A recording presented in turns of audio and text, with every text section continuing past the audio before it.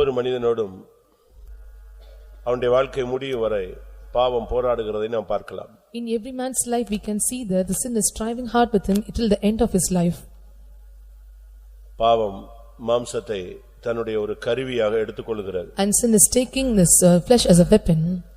இல்லாவிட்டால் மனதை ஒரு கருவியாக எடுத்துக்கொள்கிறது. Or it is taking as a mind as a weapon. ஒன்று சரீரத்தை அது கருவியாக மாற்றுகிறது, இல்லாவிட்டால் மனதை அது ஒரு கருவியாக மாற்றுகிறது. It is taking the body or mind as a weapon to him. இந்த ரெண்டுல ஏதாவது ஒன்று அதனுடைய கட்டுப்பாட்டுக்குள் வரும் பொழுது அதை வைத்து நம்மோடு போராடி அது நம்மை கீழ்ப்படுத்துகிறது. When either of this is coming under the control, it is taking its own hold and it is controlling us. ஞானஸ்நானம் எடுத்து பரிசுத்த ஆவி பெற்று வருடங்கள் போனாலும் இந்த போராட்டங்கள் தொடர்ச்சியாக இருப்பதை நாம் உணரலாம். Even we are convicted and taken the water baptism, we can see this conflicts or striving is continually taking place in our life. கலாத்தியர்ல சொல்லப்பட்டது போல ஆவிக்கு விரோதமாய் மாம்சமும் மாம்சத்துக்கு விரோதமாய் ஆவியும் ஒன்றுக்கொன்று எதிரிடையாக இருக்கிறது. As we see in book of Galatians, and flesh is striving against this spirit and the spirit against this carnal nature. கலாத்தியர் 5ஆம் அதிகாரம் 17ல நாம் இதை பார்க்கலாம். We can see this verse in book of Galatians chapter 5 verse 15. 17. மாம்சம் ஆவிக்கு விரோதமாகவும் ஆவி மாம்சத்துக்கு விரோதமாகவும் இச்சிக்கிறது. நீங்கள் செய்ய வேண்டும் என்று இருக்கிறதை செய்யாதபடிக்கு இவைகள் ஒன்றுக்கொன்று விரோதமாக இருக்கிறது. இந்த ரெண்டும் ஓட்ட முடியற வரைக்கும் வந்துகிட்டே இருக்கும். Till we end our race, these two will come with us. பாவம் என்பது ஒரு சக்தி. A sin is a Sakthi. It is a power. அது விடாம வந்துகிட்டே இருக்கும். This power அவன் பரிசுத்தவன் ஆயிட்டான், நம்ம ஒதுங்கி போணும் அப்படின்னு ஒதுங்கி போகாது. He was made holy and we can go aside, it will not go aside. அது பரிசுத்தவனான ஆளும் அவனை திரும்பி எங்கேயாவது பாவத்துல விழ வைக்கலாமா அப்படின்னு அது நம்பிக்கையோடு போராடும். Even he was turned into holy and it will strive hard with a hope, somehow we have to make him to fall in sin. அன்னைக்குதான் அது விடாம ஒருத்தனோடு போராடி நல்ல ஷைனிங் பண்றவங்கள கூட தட்டி இருக்கு. That is why without ceasing it is continually striving hard and those who are shining it make them to fall. அதனாலதான் பிரகாசிக்கிற अनेक தேவனுடைய ஜனங்கள் பின்மாறுவதை நாம் பார்க்கலாம். We can see many people backslide those who are shining. ஏன்னா இது நீ வீட்டுக்குள்ள இருந்தாலும் அது வாசப்படியில உட்கார்ந்திருக்கும், படுத்திருக்கும். Even if you sit inside a home, it will sleep your door gates. ஆதியாகமம் 4:7ல பாக்கும்போது When we look into book of Genesis chapter 4 verse 7, நீ நன்மை செய்தால் மேன்மை இல்லையோ, நீ நன்மை செய்யாதிருந்தால் பாவம் வாசப்படியில் படுத்திருக்கும். பாவம் வாசப்படியில படுத்திருக்கும். பாவம் வாசப்படியில படுத்திருக்கும்னா என்னது? வாசப்படியில இருக்கிறது யாரு சொல்லுங்க? செருப்பு தான் வாசப்படியில விடுவோம். Slipper remains in the door. அதத்தை நம்ம வாசல்ல விட்டுட்டு உள்ள போவோம். So we leave near the door and we enter inside. ஆனா இப்ப நம்ம அப்படி இல்ல, வீட்டு பெட்ரூம் வரைக்கும் நம்ம போட்டு போறோம், அது வேற விஷயம். But now we are not like that, even we are taking the slippers even to the bedroom. உட்காருங்க, வந்துட்டே இருக்க கூடாது, பேசும்போது வரவே கூடாது, உள்ள பேசும்போது நடந்து வரக்கூடாது, வந்தா பின்னால உட்காரணும். பாவம் ஒரு கயிறு. A sin is like a rope. அந்த கயிறு எப்படினாலும் என்னை கட்டறதுக்கு ட்ரை பண்ணிட்டே இருக்கும். This rope or cord will somehow try to bind you and me. நீதிமொழிகள் 5:22ல பார்க்கும் பொழுது, When we look into book of Proverbs chapter 5 verse 22, துன்மார்க்கனை அவருடைய அக்கிரமங்களை பிடித்துக்கொள்ளும், தன் பாவ கயிறுகளால் கட்டப்படுவான். பாவம் ஒரு கயிறு. A sin is like a cord. அது எப்படியாவது கட்டறதுக்கு ட்ரை பண்ணிட்டே இருக்கும். It will somehow try to hold us. Samson பாருங்க, ஒரு பெரிய பலத்த வல்லமை உள்ள மனுஷன். Samson is having a mighty power. ஆனா அவனை கெடுக்கிறதுக்கு அந்த ஆவி, அவன் எவ்வளவு சூப்பர் நேச்சுரல் பவர்ல இருந்தாலும் அவனோடு போராடிக்கிட்டே தான் இருந்துச்சு, ஜெயிச்சது. Even he had a supernatural power, somehow the power of a sin is striving hard and it would overcome him. அப்படிதானே? எவ்வளவு பவர்ஃபுல்லா இருந்தான், சிங்கத்தை கிழிச்சான். And he was a powerful man, tore the lions. ஒரு கழுதை தாடையினால எலும்புனால 1000 பேரை கொன்றான். With the thigh bone he was able to kill the கோட்டை thousands. கதவுகளை கீழோடு புடுங்கினான். And he took away the door gates. அவ்வளவு பயங்கரமான ஒரு சக்தி வாய்ந்த ஒரு மனுஷன். ஆனா அவனையும் அது போராடி போராடி போராடி போராடி லாஸ்ட்ல கண்ட்ரோல் கொண்டு வந்துச்சு. Such a powerful man, but he was not able to endure the Lord. At last it overcame. இன்னைக்கு நான் சொல்ல வர ஆண்டவர் சொல்ல விரும்புறது என்ன? And what does the Lord desire to tell now today? முதலாவது, நாம் பாவத்துக்கு செத்து போணும். First we have to die unto sin. ஏன்னா பாவத்துல தான் நாம் கற்பம் தரிக்கப்படுறோம். We are conceived by sin.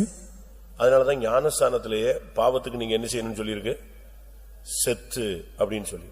So it is mentioned in the water baptism we have to die unto sin.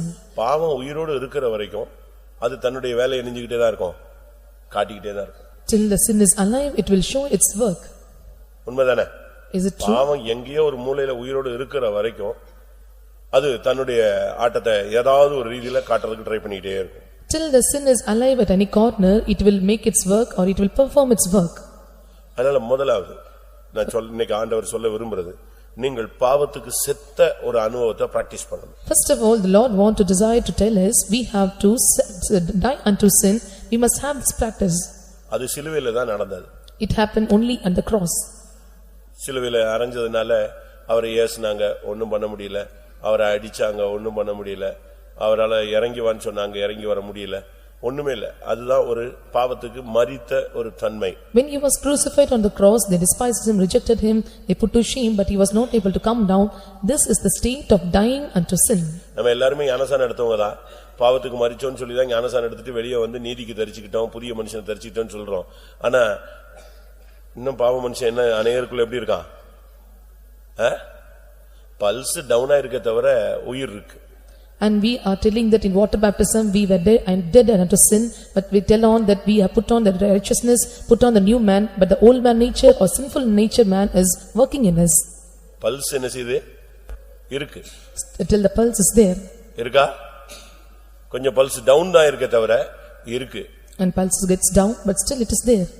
அதனால தான் டக்குன்னு டென்ஷன் ஆவறோம், பட்டால்னு அந்த பழைய ஆவிகள் எல்லாம் உள்ள அந்த நேரத்துல சமயம் பார்த்து கற்பனை வெளியே வரும். So often we are getting tensed and at the situation it will come out. முதலாவது பாவத்துக்கு செத்த ஒரு பிராக்டீஸ் பண்ணி பார்க்கணும். இன்னைக்கு பிராக்டீஸ்க்காக தான் ஜெபம். First today we are having the prayer for practice. We have to practice to die unto sin. ரோமர் 6 அதிகாரம் 7 வசனத்தில் பார்க்கும் பொழுது, When we look into book of Romans chapter 6 verse 7, மரித்தவன் பாவத்துக்கு நீங்கி விடுதலையாக்கப்பட்டிருக்கிறானே. மரித்தவன் பாவத்துக்கு மரிக்கணும்னு சொன்னேன். மரித்தவன் எதுக்கு நீங்களாகி விடுதலையாகிறான்? பாவத்துக்கு நீங்களாகி விடுதலையாகிறான். For he that is dead is freed from sin. பாவம் வரும், ஆனா அது உன்னை கண்ட்ரோல் பண்ண நீ இடம் கொடுக்க கூடாது. Sin may come but you should not give room for it to control over you. ஒவ்வொரு பாவத்திலும் நமக்கு விடுதலை வேணும். We must have the deliverance from out of every sin. நான் விடுதலை இல்லைன்னு சொல்லல, அநேக காரியங்கள்ல விடுதலை இருக்கு, இன்னும் அநேக காரியங்கள்ல விடுதலை இல்ல. I am not telling that you are not delivered. You have delivered out of some things but you have to be delivered from all things. பாதி பேர் 50-50ல தான் இருக்காங்க. Many are staying in the state of 50-50. ஜெபம் பண்ணும்போது ஜெபம் பண்ணுவாங்க, சண்டை போடும்போது சண்டை போடுவாங்க. உபவாசம் எடுக்கும்போது உபவாசம் எடுப்பாங்க, சினிமா பார்க்கும்போது சினிமா பார்ப்பாங்க. While they pray, while they fast they will fast, and while they were seeing this movie they will see the movie. இங்க இருக்கிற வரைக்கும் ஒரே முழங்கால் தான், ஆவி நிறைவு தான், கை தட்டு தான், ஒரே அமர்க்கலாம் தான். அப்பா இவரை பார்த்தா இப்ப விட்ட நேர ஊழியக்காரங்க எல்லாம் தாண்டி சியோன்ல போய் நின்றுவாருங்கிற மாதிரி இருக்கும். வெளியே போன உடனே பாத்தீங்கன்னா அப்படியே ட்ரிப் ஆயிடும். இங்க மீன், அங்க என்னது எப்படி? இங்க வாழை காட்டுறது, அங்க தலையை காட்டுறது. And they will fill well in anointing. They will seem that they will reach Zion, but they go outside, they will show their tail there, but here they will show their head. விடுதலை என்பது 100% வந்தாதான் நீ பாவத்தை மேற்கொள்ள முடியும். When deliverance come out of 100%, we are able to overcome the sin. அதுக்கு என்ன செய்ய வேணும்? What we have to do for it? முதலாவது பாவத்துக்கு உடன்படுகிறது நிறுத்துங்க. First of all, we have to stop indulging into the activities of sin. அநேகர் பாவம் செய்யறது இல்ல, பாவத்துக்கு என்ன செய்றோம்? ஒத்து போறோம். Many are not doing the sin, but we are coinciding or we are going and mingling with the sin. பாவத்துக்கு உடன்படுகிறோம். And we are getting entangled with the sin. கண்டுக்காம ஒத்துக்குறோம். And without showing our eyes, we are entering into it. ஒன்று நீ பாவத்துக்கு மரிக்கணும். One is you have to die unto sin. மரித்தால் உனக்கு விடுதலை கிடைக்கும். If you die, you will get deliverance. விடுதலையே நீ continue பண்ணணும்னு சொன்னா நீ பாவத்துக்கு உடன்படவே கூடாது. To continue your deliverance and you should not indulge with the sin. வெளிப்படுத்தல் 18:4 பார்க்கும் பொழுது, When we look into book of Revelation chapter 18 verse 4, பின்பு வேறொரு சத்தம் வானத்திலிருந்து உண்டாக கேட்டேன். அது என் ஜனங்களே, நீங்கள் அவருடைய பாவங்களுக்கு உடன்படாமலும் அவளுக்கு நேரிடும் வாதைகளில் அகப்படாமலும் இருக்கும்படிக்கு அவளை விட்டு வெளியே வாருங்கள். நீங்கள் அவளுடைய பாவங்களுக்கு உடன்படாதிருங்கள், வாதைகளிலே மாட்டிக்கொள்ளாதிருங்கள், அவளை விட்டு வெளியே வாருங்கள். Come out of her, my people, that ye may not be partakers of sin, that ye receive not her plagues. அநேக விசுவாசிகள் பாவம் செய்யறதில்ல, ஆனா பாவத்துக்கு என்ன செய்றாங்க சொல்லுங்க? உடன்படுறாங்க. Many believers, they do not commit sin, but they compromise or they are the partakers of the sin. இதுவும் பாவம்தான். This is also sin. பாவம் செய்யறது ஒரு பகுதி, பாவத்துக்கு ஒத்து போறது ஒரு பகுதி தான். Doing the sin is one part, on being or compromising with the sin, it is another part. பாவத்தோடு உடன்பட ஆரம்பிச்சிட்டோம்னாலே உனக்கு எது வந்துரும்? வாதை வந்துரும். If you go and indulge or doing this sin, you will get the plagues. இன்னைக்கு நம்ம எத்தனை பேர் பாவத்துக்கு உடன்படுறோம்? How many are indulging or compromising with the sin? உங்கள் அநேகர் பாவத்துக்கு உடன்படுறதுனால தான் வியாதிகள், பலவீனங்கள் அநேகரோடு பயங்கரமா போராடு. You are taking part with the sin, so the weakness and sickness are striving hard with you. பாவத்துக்கு நீங்க உடன்படக்கூடாது. You should not indulge with the sin. வாயை திறந்து சொல்லு, நான் தேவனுக்கு விரோதமாய் பாவம் செய்வது எப்படி? Open your mouth and confess how it is better to sin against God. நான் பாவம் செய்ய மாட்டேன். I will not commit sin. பாவத்துக்கு நான் ஒத்து போக மாட்டேன். I will not engage with the sin. ஒரு சிலர்லாம் நீ கொஞ்சம் எனக்காக இப்படி பேச, எனக்காக அப்படி பேச, எனக்காக ஒரு காரியம் செய்ய அப்படின்னும் சொல்லுவாங்க. நீங்க அது பாவமா இருந்தா அதோட என்ன செய்யக்கூடாது? உடன்பட கூடாது. If it is a sin and you should not engage with the sin, and sometimes they may ask you to go and please with them. பாவத்தோடு உடன்படும் பொழுது நீ அந்த பாபிலோனிய அந்த வேசியோடு நீ ஒத்து போகிறாய்ன்னு அர்த்தம். And if the meaning is of indulging with the sin is that you are going compromising with the harlot of a Babylon. நீ திருடன் அல்ல, ஆனால் திருடனோடு ஒருமித்து போகிறாய்ன்னு 50ஆம் சங்கீதம் சொல்லுது. The Psalm 50th is saying that you are not a thief, but still you are taking part with the thieves. நீ விபச்சாரக்காரன் அல்ல, ஆனா விபச்சாரக்காரனோடு உனக்கு பங்கு இருக்குன்னு சொல்லப்பட்டிருக்கு. You are not adulterer, but you have a portion with them. 50ஆம் சங்கீதம் 18ஆம் வசனம். நீ திருடனை காணும்போது அவனோடு ஒருமித்து போகிறாய், விபசாரரோடு உனக்கு பங்கு உண்டு. எப்படி? நீ விபச்சாரம் பண்ணல, பட் அவனோட உனக்கு என்ன இருக்கு? ஷேர் இருக்கு. You are not an adulterer, but you have a portion or share with him. நீ திருட மாட்ட, ரொம்ப யோக்கியம் தான், நல்லதுதான். பட் நீ திருடனோட என்ன செய்யற? ஒருமித்து போகிற, கை கோத்துட்டு போற. You are not stealer, you are not a thief, but you still you go and partake with him or consent with him. நீ பாவத்துக்கு விலகி ஓடுறதுக்கு உனக்குள்ள ஒரு தீர்மானம் வேணும்.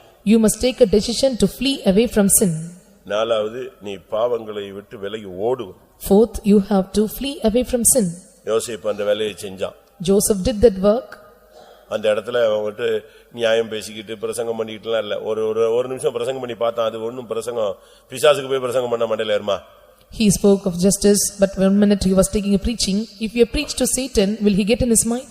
அவ முழுசும் பாவத்துல நிறைஞ்சு நிக்கிறா. அவட்ட போய் என்னெல்லாமோ சொல்லி பார்த்தான். நான் தான் இந்த வீட்டுக்கு 2வது அதிகாரி, உன் புருஷன் என்னை நம்பி இருக்கிறான். அதுதான் செவிடு மாதிரி நிக்கிற பிசாசு. அதுட்டு போய் என்னத்த பிரசங்கம்? அது பிறகு பார்த்தான், இனி நம்ம தப்பணும்னா ஒரே வழி என்ன செய்யணும்? ஓடணும். And entirely he was engaged with Satan. He said, so I am the second master of this house. All telling all these things, there is no use of it. We have to flee away from sin. உடனே அந்த இடத்தை விட்டு ஓடிட்டான். He fled away from sin place. 2 தீமோத்தேயு 2ஆம் அதிகாரம் 22ஆம் வசனம். Book of 2 Timothy chapter 2 verse 22. அன்றியும் பாலியத்துக்குரிய இச்சைகளுக்கு நீ விலகி ஓடி சுத்த இருதயத்தோடே கர்த்தரை தொழுது கொள்ளுங்கள். பாலியன்னா வாலிபம், வாலிபத்துக்குரிய இச்சைகளுக்கு பாவத்துக்கு நீ என்ன செய்யணும்? விலகி ஓடியே விடு. You must flee away from the youthful lust. You must flee away from that place. அதுல கிடைக்கிற சம்பளம் தேவையில்லை, அதுல கிடைக்கிற வேலை முக்கியமல்ல, அதுல கிடைக்கிற இன்பங்கள் முக்கியமல்ல. இதெல்லாம் விட்டுட்டு நீ வெளியே ஓடிரு. And no income or no pleasure or no things which is coming out of it is needed. You have to flee away from that place. பேதுருல சொல்லி இருக்கிறது, ஒரு நாள் வாழ்வை இன்பம் என்று எண்ணி தங்களை கரைப்படுத்திக் கொள்ள. ஒரே நாள் தான். நல்ல விசுவாசி, நல்ல ஊழியக்காரன் ஒரு நாள் பாவம் செய்வான், அவன் கரைப்படுத்தி போயிடுவான். Considering a day as a pleasant to them and defile themselves in a particular day. வாசிங்க 1 பேதுரு 2 பேதுரு 2ஆம் அதிகாரம் 13ஆம் வசனம். இவர்கள் ஒரு நாள் வாழ்வை இன்பம் என்றெண்ணி கரைகளும் லட்சிகளுமாய் இருந்து உங்களோட விருந்துங்கையில் தங்கள் வஞ்சனைகளில் உல்லாசமாய் வாழ்கிறவர்கள். And they that are pleasure in their day activities. ஒரு நாள் வாழ்வு. Considering a day time. இன்னைக்கு ஒரு நாள் குடிச்சுக்கோ, இன்னைக்கு ஒரு நாள் தப்பு பண்ணிக்கோ, இந்த ஒரு நாள் இப்படி ஒரு நாள்னு போய் இவங்க எல்லாம் பாவத்துல சிக்கிடுவாங்க. Commit a sin for a single day and commit a do activities for a single day. By telling this one day, they are corrupted. ஆனா நீ யோசேப்பா இருந்தால் விலகி ஓடுவாய். If you are Joseph, you will flee away. நீ யோசேப்பா இல்லனா ஓட முடியாது. If you are not Joseph, you cannot run away. உன் மேல உள்ள அபிஷேகம் யோசேப்பின் அபிஷேகமா இருந்தா தூக்கி போட்டு பறந்துடுவ நீ. If the anointing upon you is a Joseph's anointing, you will throw away everything, you will flee away. ஒரு சகோதரன் ஒரு கம்பெனில பெரிய ஏஜென்ட்டா இருந்தார். One brother, he was a big agent in a company. நல்ல வருமானம். And he got a good income. Government லெவல்ல நல்ல அவருக்கு சேல்ஸ் ஆகிட்டே இருந்துச்சு. And he got a good sales in a government level. அதனால மினிஸ்டர்ஸ் எல்லாம் ரொம்ப பழக்கம். And he had a good activities with the ministers. அதனால இந்த கம்பெனிக்காரன் இவரை ரொம்ப யூஸ் பண்ணாங்க. So the company people may used him in a well. ஏன்னா இவர் போய் மினிஸ்டர்ட்ட பேசினா ஆர்டர்ஸ் கிடைக்கும், உடனே கவர்மெண்ட் ஆர்டர் கிடைக்கும், கோடிக்கணக்கில் அந்த கம்பெனி டர்ன் ஓவர் ஆயிட்டு. If you speak with the ministers and he will get many kind of sales and he will get crores and crores of amount as a turnover. திடீர்னு ஒரு நாள் இவருக்கு வேலை போயிடுச்சு. One day he lost his job. அந்த company இவரை reject பண்ணி வெளியே போய் சொல்லிட்டான். The company rejected him and made him to go out of the company. இவருக்கு ரொம்ப துக்கமா போயிடுச்சு. And he was grieved a lot. என்ன இப்படி ஆகி போயிடுச்சுன்னு சொல்லிட்டு சரி கர்த்தர் நடத்துறப்ப ஊழியக்காரர் போய் சொன்னார். அவர் சொன்னார் தேவன் இது நன்மைதான் என்ன செய்வார், வேலை போயிடுச்சா பரவாயில்ல விட்டுருவா வந்துருச்சு. He informed it to the minister servants of God and they said so to him, and it is good for thing whatever happens is good for the God. அதோட ஆள் விரக்தியாகி எல்லா மினிஸ்டர் கனெக்ஷன் அவ்வளத்தையும் டெலீட் பண்ணிட்டு பேசாம ஸ்தோத்திரம் பண்ணிட்டு வீட்டுல உட்கார்ந்தான். And he was rejected by everything and he said praise and telling the praises he sat at home. சரி கர்த்தர் நன்மையா செஞ்சிருக்காருன்னு அவன் விசுவாசிச்சான். He had a hope that Lord have done everything for goodness. திடீர்னு பாத்தீங்கன்னா ஆட்சி மாறிடுச்சு. And when immediately we can see and the government has been changed. Government totally changed. Government was completely changed. அவள மினிஸ்டரும் சிக்கிட்டாங்க. All the ministers were entangled. இப்ப இவர் இருந்திருந்தா என்ன இருப்பாரு? இவர் உள்ள போயிடுப்பார். If he was there and he went enter inside. ஆண்டவர் அவர் அந்த இடத்துல இருந்து வேரோட தூக்கிட்டார். The Lord completely uprooted him out of the place. நாம சில நேரங்கள் எல்லாம் விலகுறத ஆண்டவரே செய்வார். Sometimes when we are silent, the Lord will do everything for us. அதுக்காக உட்கார்ந்து 3 நாள் உட்கார்ந்து அழுதுட்டு இருக்க கூடாது. சரி இதுவும் நன்மைதான் ஸ்தோத்திரம்னு வெளியே வந்துடணும். We should not sit by crying 3 days and we have to tell it is good for God and we have to come out. பாவத்தை விட்டு விலகி ஓடுவது.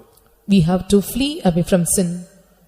சூழ்நிலையில என்ன செய்யணும்? பாவத்தை எதிர்க்கணும். At some circumstances what we must do, we must resist against the sin. எபிரேயர் 12:4 பாக்கும்போது When we look into book of Hebrews chapter 12 verse 4. பாவத்துக்கு விரோதமாய் போராடுகிறதில் இரத்தம் சிந்தப்படத்தக்கதாக நீங்கள் இன்னும் எதிர்த்து நிற்கவில்லையே. பாவத்தை எதிர்க்கணும். You must resist the sin. நீ எதிர்க்கலன்னு சொன்னா அது உன்னை ஓவர்டேக் பண்ணிடும். If you resist not the sin, it will overtake you. உன்னால முடிஞ்ச அளவு கிருபையை வாங்கிட்டு பாவத்தை எதிர்த்து நின்னுட்டே இருக்கணும். With your might you must overcome, you must resist the sin. நீ எதிர்த்துட்டேன்னா ஜெயிச்சிடுவ. If you resist, you will win over. நீ எதிர்க்கும்போது ஆண்டவர் உனக்கு கிருபை தருவார். If you resist, the Lord will give you grace. ரோமர் 6:14. Book of Romans chapter 6 verse 14.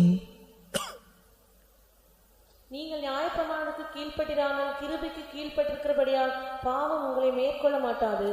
நீ பாவத்தை எதிர்த்துட்டேன்னா பாவம் உன்னை அது எப்படி ஜெயிக்கும்? நீ ஜெயிச்சிடுவீல்ல. If you resist the sin, you will overcome and it will not overcome you.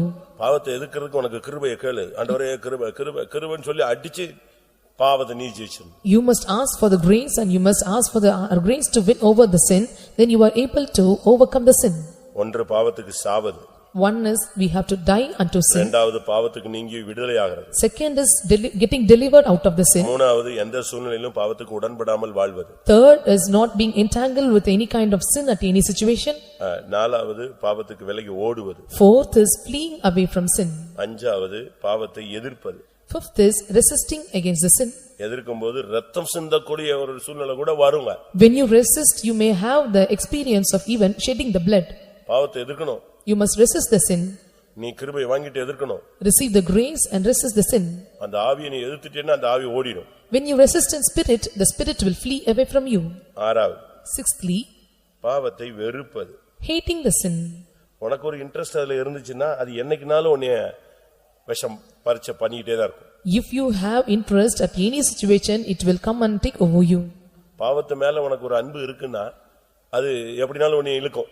If you have love upon sin, somehow it will drag you. நீ அதை வெறுக்கணும். You must hate it. இப்ப பாருங்க சாராயம் குடிக்கிறவன் எல்லாம் சாராயத்தை விட்டுருவேம்மா, அடுத்த நாள் தண்ணி அடிச்சிட்டு வருவான். And one who is drinking liquor and he will tell that I will hate the liquor, next day he will do the same thing. ஏன் சொல்லுங்க? Why? அவனுக்கு அது மேல என்ன இல்ல, விடணும்னு யோசனை இருக்க தவிர எல்லாரும் சொல்றாங்க நம்ம அசிங்கமா ரோட்ல விழுந்துட்டோமா ஐயோ கேவலப்பட்டோமா, ஆனா அதனுடைய வெறுப்பு தன்மை கிடையாது. He have a comfort to leave it somehow, but he was not having the interest to hate it. வெறுக்கணும். You must hate. நீ வெறுத்துட்டேன்னா அது தூக்கி உனக்கு அது எப்படி தெரியும்? குப்பையா தான் தெரியும். If you hate, and you will count it as a dust. எபிரேயர் 11ல பார்க்கும் பொழுது அநித்தியமான பாவ சந்தோஷங்களை அனுபவிப்பதை பார்க்கிலும். In book of Hebrews chapter 11, it is better to take the pleasures of this world. 25. அநித்தியமான பாவ சந்தோஷங்களை அனுபவிப்பதை பார்க்கிலும் தேவனுடைய ஜனங்களோட துன்பத்தை அனுபவிப்பதையே தெரிந்து கொண்டு இனிவரும் பலன் மேல் நோக்கமாயிருந்து எகிப்திலுள்ள பொக்கிஷங்களிலும் கிறிஸ்துவின் நிமித்தம் வரும் நிந்தையை அதிக பாக்கியம் என்று எண்ணினான். He esteemed.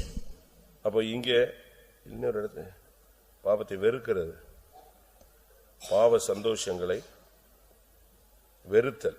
Hating the sin or hating the pleasures of sin. பாவத்தை வெறுக்க ஒரு எக்ஸ்பீரியன்ஸ் இருக்கு. There is an experience of hating the pleasures of sin. 24. விசுவாசத்தினாலே மோசே தான் பெரியவன் ஆனபோது பார்வோனுடைய குமாரத்தின் மகன் எண்ணப்படுவதை வெறுத்ததனால தான் பாவ சந்தோஷத்தை வெறுக்க முடிஞ்சது. He refused to be called, and so he was able to hate the sin. அதனால தான் பாவ அநித்தியமான பாவ சந்தோஷங்களை வேண்டான்னு சொன்னான். So he said that there was no need of pleasures of the sin for a season. பாவம் கதவை திறந்து வச்சிருந்துச்சு. And sin opened its gate. ஆனா அவன் அந்த கதவுக்குள்ள நுழையாம வெளியே போய்ட்டான். He entered not into the gate, he came out. 7th, பாவத்தை விட்டு ஓய்வது, rest. Resting from sin. பாவமே இல்ல.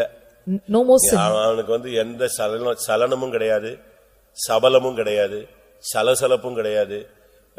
ஏதாவது ஐயோ அப்படி இப்படின்னு விட்டுட்டமே அப்படி இப்படின்னு கூட ஒரு சின்ன இச்சை கூட இருக்காது. There is no heaviness and there is no commotion and there is no not having any kind of lust about the sin. ஒரு காலத்துல பாவத்தை விட்டு ஓயாத ஒரு தன்மை இருந்துச்சு. Once there is an experience that once a season is there without being rest from sin. 2 பேதுரு 2:14ல பாக்கும்போது when we look at the book of 2 Peter chapter 2 verse 14, விபசார மயக்கத்தால் நிறைந்தவர்களும் பாவத்தை விட்டு ஓயாதவைகளுமா இருக்கிற கண்கள். And there are eyes which is not ceasing from sin. பாவத்தை விட்டு ஓய்வே கிடையாது, ரெஸ்டே கிடையாது, அதுக்கு ஃப்ரீயே கொடுக்கறது. எனி டைம் பாவம் பாவம் பாவம் பாவம், அத பாப்பமா இத பாப்பமா, அப்படியா இப்படியா, இதே பாவத்துல ஓடிட்டே இருக்கிறது. No resting from sin, and we can entering into some things we have to do sinful thing, and they are not ceasing from sin. ஆனா இப்ப அப்படி இல்ல. Now it is not like that. 1 பேதுரு 4:2ல பார்க்கும் பொழுது when we look into 1 Peter chapter 4 verse 2, ஏனென்றால் மாம்சத்தில் பாடுபடுகிறவன் இனி மாம்சத்தில் இருக்கும் காலம் வரைக்கும் மனுஷருடைய இச்சைகளின்படி பிழைக்காமல் தேவனுடைய சித்தத்தின்படியே பிழைக்கத்தக்கதாக பாவங்களை விட்டு ஓய்ந்திருப்பான். இப்ப பாவத்தை விட்டு ஓய்வு. There is a rest from sin. Noah அப்படினா ஓய்வு அப்படினு அர்த்தம். When we tell Noah, it is rest. நோவானா என்னது? ஓய்வு. Noah means rest. அப்ப நமக்கு இந்த நாட்கள்ல பாவத்துல ஒரு சுத்தமா ஒரு ஓய்வு. In these days we must have complete rest from sin. ஒண்ணு நீ ரிட்டையர்மென்ட் பாவத்துல வாங்கு, இல்ல விஆர்எஸ் வாங்கு, இல்ல ஏதாவது எழுதி கொடுத்தாது பாவத்தை விட்டு வெளிய வா.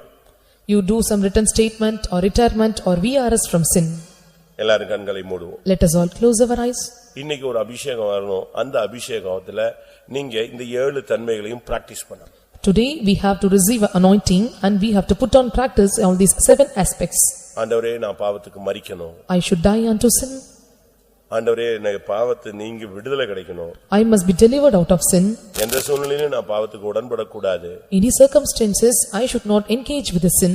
சூழ்நிலைகள் மத்தியில பாவத்துக்கு விலகி ஓடி என்னை நான் காத்துக்கணும். At circumstances and situation at season I must flee away from sin and preserve myself. இன்னும் சூழ்நிலை டஃபா மாறிச்சுனா நான் எதிர்த்து நின்னு ரத்தம் சிந்தினா கூட பரவாயில்லை, பாவத்தை எதிர்த்து நின்றணும். Situation may go strong, but I must have the power to resist against the sin. Even I must ready to shed blood. பாவத்தின் மேல உள்ளதானே அந்த தாகம் போய் பாவத்தின் மேல ஒரு பெரிய வெறுப்பை எனக்கு தாங்க. I must go away or put away all the thirst of sin and must have the heart to hate it. பாவத்துல எனக்கு ஒரு ஓய்வு தாங்க. I need a rest from sin. பாவமே இல்லாத ஒரு வாழ்க்கை. Without being for sin. அப்படி வாஞ்சிக்கிற எல்லாரும் கண்களை மூடுவோம். Those who desire, let us all close our eyes. ஒரு 10 நிமிஷமோ 20 நிமிஷமோ நீங்க கண்களை மூடி முழங்கால் போட்டு கர்த்தாவே இந்த பகுதியில் உங்களுக்கு என்ன தேவையோ ஆண்டவர்ட்ட கேளுங்க. 10 minutes or 20 minutes you stay on knees and what you are in need of this aspect you ask unto God. நான் காத்திருப்பு கூட்டத்தை சிந்திச்ச பொழுது கர்த்தர் இதைத்தான் என்கிட்ட பேசினார். When I meditated about the tiring meeting, Lord spoke this to me. பாவத்தை வெறுக்க சொல்லு. You must make them to hate the sin. பாவத்தை எதிர்க்க சொல்லு. Ask them to resist the sin. பாவத்துக்கு விலகி ஓட சொல்லு. Ask them to flee away from sin. பாவத்தை விட்டு ஓய்ந்திருக்க சொல்லு. Make them to get away from the sin. பாவத்துக்கு மரிக்க சொல்லு. Ask them to die unto sin. பாவத்துக்கு உடன்படாமல் இருக்க சொல்லு. Ask them not to be the partakers of the sin. பாவத்துல ஒரு விடுதலையை வாங்க சொல்லு. Make them to get the deliverance out of the sin. இந்த 7 நடக்கும் பொழுது தான் பரிசுத்தத்தினுடைய முதல் ஸ்டெப்புக்கு நம்ம வர்றோம். When these 7 things happen, we are entering or stepping into the first step of இப்படிப்பட்ட holiness. தன்மைகள்ல நம்ம தோற்று போய் பரிசுத்தத்தை பத்தி பேசி பிரயோஜனம் இல்ல. And just speaking about all these things getting failed and speaking holiness is no use. பாவத்துக்கு முடிவு உண்டாகும் போது தான் பரிசுத்தம் துவங்குகிறது, துளிர் விடுகிறது. When there is an end for the sin, the holiness starts and it sprouts out. பாவம் மரிக்கும் பொழுது தான் பரிசுத்தம் உயிர்ப்பிக்கப்படுகிறது. When the sin is dying, the holiness is resurrecting. பாவம் விழும் பொழுது தான் பரிசுத்தம் எழும்பி நிற்கிறது. When the sin dies and the holiness stands up. பாவம் இருக்கும் வரை பிசாசின் கை உன்மேல் இருக்கும். பாவம் போன உடனே தேவனுடைய கை உன்மேல் இருக்கும். Till sin is there and Satan's hand will be upon you when you are free from the sin and God's hand will be upon you. பாவம் இருக்கிற வரை அந்நிய வல்லமை உன்மேல் உரிமை பாராட்டுவான். பாவத்தை விட்டு வெளியே வந்த உடனே கிருபை உன்மேல் உரிமை பாராட்டும். Till the sin is there and the strange power will take control over you, and when you are free from sin, grace will control over you. இந்த கூட்டத்தில் ஆவியானவர் உன்னோடு என்ன பேசுகிறார்? Realize and the Spirit of God is speaking to you. நீ பாவத்துக்கு மரிக்க வேண்டும் என்று சொல்லுகிறாரோ? And he is asking you to die unto sin. பாவத்துக்கு விடுதலை வாங்க வேண்டும் என்று சொல்லுகிறாரோ? Or he is asking you to get delivered out of the sin. உன் ஆத்துமாவோடு தெய்வன் என்ன பேசுகிறார்? What the Lord is speaking with your soul. பாவத்துக்கு உடன்படாதே என்று சொல்லுகிறாரோ? Or he is asking you to be not partaker of the sin. பாவத்துக்கு விலகி ஓட உன்னை சொல்லுகிறாரோ? Or he is asking you to flee away from sin. பாவத்தை எதிர்க்க சொல்லுகிறாரோ? He is asking you to resist the sin. பாவத்தை வெறுக்க சொல்லுகிறாரோ? Or he is asking you to hate the sin. பாவத்தை விட்டு ஓய்ந்திரு என்று உனக்கு சொல்லுகிறாரோ? Or he is telling you to rest from sin.